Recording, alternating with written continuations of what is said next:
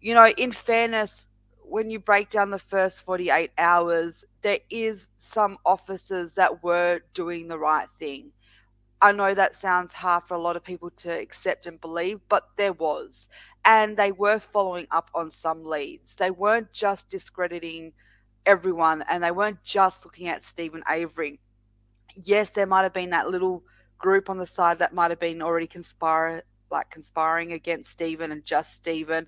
But overall, when we listen to the phone calls and we're listening to the dispatches, they were looking at zippers too. You can't deny that. They were focusing on them early on as well. Excuse me.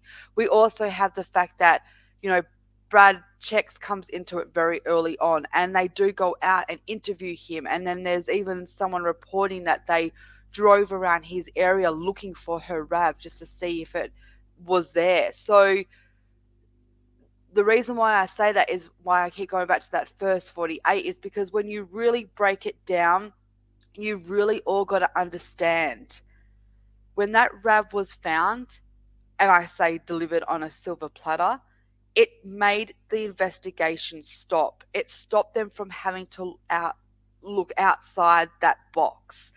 But when you go backwards in that first 48 and you see how long did they really have to investigate, and you'd be actually shocked how short of a time it really was.